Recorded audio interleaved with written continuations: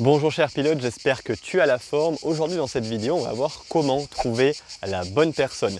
Alors si tu regardes cette vidéo, c'est probablement que tu es célibataire, que tu es en couple mais que tu te poses des questions, ou alors que tu es en couple et que tu es tout simplement curieux. Dans tous les cas, je te félicite parce que tu es sur la bonne chaîne YouTube. Ok, en première partie de cette vidéo, on va voir qu'est-ce qu'il faut partager avec une personne pour que ce soit la bonne personne. En deuxième partie, on verra le savoir-être, les bases du savoir-être qu'il faut avoir pour trouver cette bonne personne-là. Et en troisième partie, on verra où trouver cette bonne personne. Alors, première partie, la question qui fait débat, est-ce qu'il faut que j'ai les mêmes centres d'intérêt et ou les mêmes valeurs que la personne? C'est une très bonne question. Alors, si tu partages les mêmes centres d'intérêt que la personne, c'est top, parce que vous avez plein de choses en commun, c'est vraiment génial. Si tu n'as pas les mêmes centres d'intérêt, qu'est-ce qui se passe? Tu vas découvrir les centres d'intérêt de d'autres personnes et tu vas lui faire découvrir tes centres d'intérêt et tes passions. Donc c'est cool aussi. Je pense, ça c'est un avis perso, que l'idéal ce serait d'avoir une activité ou passion commune et derrière d'avoir ces activités un peu à soi. Ça te permet d'avoir un bon équilibre entre ok, je partage des choses avec mon conjoint, ma conjointe, mais aussi j'ai mes activités que je fais moi avec mes amis ou tout seul. Donc ça c'est ce que je pense qui est important. Maintenant on s'attaque au sujet des valeurs. Donc déjà, est-ce que tu sais ce que c'est qu'une valeur? Est-ce que tu connais tes 5 valeurs principales? Si oui, c'est génial, je te félicite, bravo. Si tu ne sais pas, je t'invite à cliquer sur le lien en description parce qu'il y a un contenu qui va te permettre de trouver tes 5 valeurs. Et si tu as envie de trouver vraiment qualitativement, encore plus qualitativement tes 5 valeurs, je t'invite à contacter la personne qui tient cette caméra. Ok, en quoi les valeurs, ça va être important. Les valeurs, c'est important parce qu'imagine une personne qui a comme valeur la famille, comme valeur le confort et l'amitié. Ok, on va prendre ces trois, ça me vient comme ça. Et imagine que cette personne-là rencontre une personne qui a comme valeur la liberté, l'audace et la découverte. Tu te rends compte que ces personnes-là, elles matchent pas trop. Hein. Sur le long terme, je parierais pas forcément que ces personnes vont rester ensemble très longtemps. Donc c'est pour ça que les valeurs, ça va être vraiment très important. L'idée, c'est pas d'avoir les 5 valeurs identiques. Ça serait trop compliqué et ce serait un peu bête de se cantonner qu'à ça. Mais l'idée, c'est d'avoir des valeurs qui sont plus ou moins en concordance. Comment tu sais les valeurs de la personne? Est-ce qu'en rendez-vous, tu dis alors, quelles sont tes 5 valeurs? Non, fais pas ça, sinon tu vas avoir pas trop de rendez-vous qui vont aboutir. Et puis la personne risque de te regarder avec des yeux comme ça en mode mais qu'est-ce qu'elle me pose comme question? Non, les valeurs, tu vas les déduire en fonction de ce que va te dire la personne. Est-ce que ce qui est important pour elle, j'arrive pas à parler aujourd'hui, ça va être passer des week-ends avec sa famille? Et donc manger avec sa famille, ses amis tous les week-ends. Et là, tu vas te rendre compte que la personne, elle a pour valeur la famille. Est-ce que la personne, elle va adorer partir tous les week-ends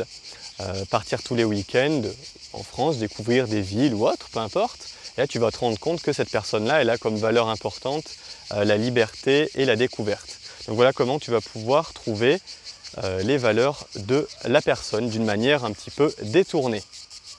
Il est temps maintenant de passer à la deuxième partie de cette vidéo dans laquelle on va voir les savoir-être qu'il faut avoir pour trouver la bonne personne. Alors, déjà j'ai des questions à te poser. J'ai 3 questions à te poser.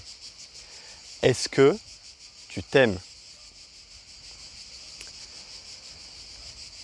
Qu'est-ce que tu penses de ta vie là actuellement?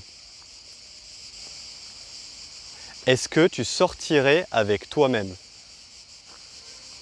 Je te laisse vraiment réfléchir à ces 3 questions-là, prendre une feuille et un papier, limite mettre en pause cette vidéo, vraiment, parce que c'est vraiment en se posant des questions, en passant à l'action qu'on progresse. Si tu consommes simplement du contenu comme ça ne va pas vraiment t'aider finalement. Donc vraiment, je t'invite à mettre en pause cette vidéo et à me retrouver juste après. Ok, ce qui va être important, ça va être de ne pas vibrer le manque et l'impatience. Parce que si tu vibres le manque, que tu vas à tout prix trouver quelqu'un, etc. Et l'impatience, ah ouais, mais je veux trouver quelqu'un là maintenant, là tout de suite. La personne, elle va le sentir et ça va la faire fuir. Ça va être un répulsif de très grande qualité. Je suppose que tu n'as pas envie de ça, surtout si tu regardes cette vidéo. Donc vraiment, fais en sorte de sortir assez régulièrement, de rencontrer des gens, du monde. Et dis-toi que pour trouver cette bonne personne-là, ça va être un certain parcours. C'est rare les personnes qui trouvent directement la bonne personne. Souvent, tu fais un certain nombre de rencontres qui aboutissent pas forcément, mais qui vont malgré tout t'apprendre un certain nombre de choses qui vont te permettre de te construire, développer ton être, qu'est-ce que tu as envie, qu'est-ce que tu n'as pas envie. Et toutes ces mauvaises personnes, comme tu peux peut-être les qualifier, elles t'ont toutes appris quelque chose. Donc, peu importe comment ça s'est passé, tu peux les remercier parce que tu en sors à chaque fois grandi. Ok, on passe maintenant à la troisième partie de cette vidéo dans laquelle on va voir où trouver cette bonne personne. Alors pour moi, je pense qu'il y a 3 terrains sur lesquels tu peux trouver cette bonne personne.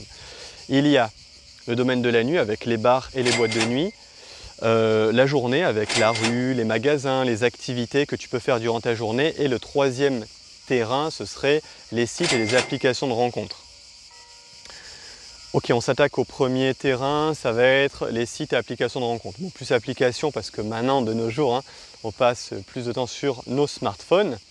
Alors, je te conseille que tu sois une femme ou un homme, d'être sur une application de rencontre, idéalement gratuite, surtout si tu es un homme.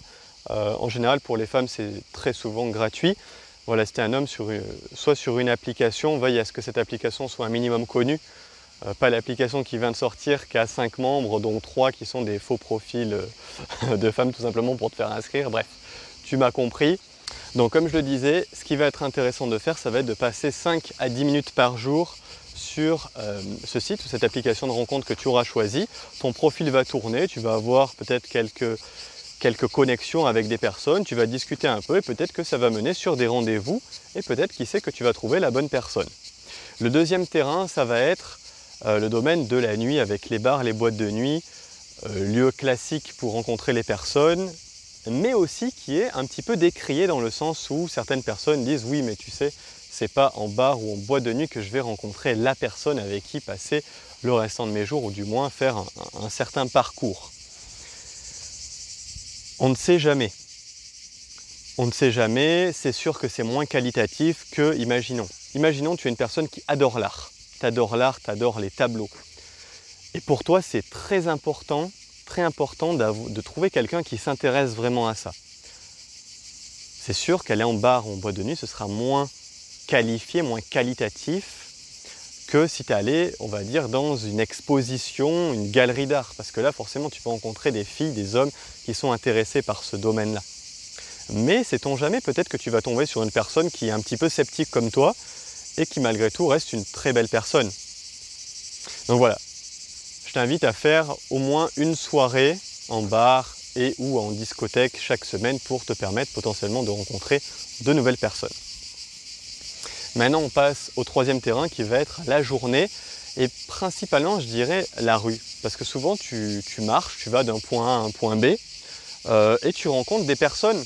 Et potentiellement que parmi les personnes, je m'assois un petit peu, que tu rencontres, il y a des personnes sur lesquelles tu te dis « Ah tiens, cette personne-là, j'aime bien son physique. » C'est déjà un point de départ, j'aime bien son style, j'aime bien ce que la personne dégage, j'aime bien son allure. C'est cool. Et si on allait plus loin, et si on allait prendre 1 ou 2 minutes pour parler, aborder cette personne-là, lui parler, voir si cette personne-là, elle peut être intéressante, si c'est le cas, échanger les numéros, et pourquoi pas la revoir ensuite. Tu peux faire pareil dans les magasins, peut-être que tu rencontres quelqu'un et tu aimes bien son allure, ce qu'elle dégage, cette personne. Tu vas lui parler et tu vois ce qui se passe. Ce terrain-là est à mon sens trop souvent délaissé. Après, c'est vrai que c'est plus compliqué d'aborder quelqu'un de cette manière-là que sur les sites de rencontres parce qu'on est par écran interposé, c'est beaucoup plus simple. Ou en soirée quand potentiellement la majorité des personnes sont alcoolisées. Là, il faut avoir une certaine confiance et oser en fait, mais tu peux faire de belles rencontres. Moi-même, pour un petit partage personnel, j'ai rencontré une personne avec qui je suis resté 6 mois en l'abordant comme ça et c'était une super expérience et je regrette pas du tout. Voilà, c'était ce que je souhaitais te partager aujourd'hui au travers de cette vidéo.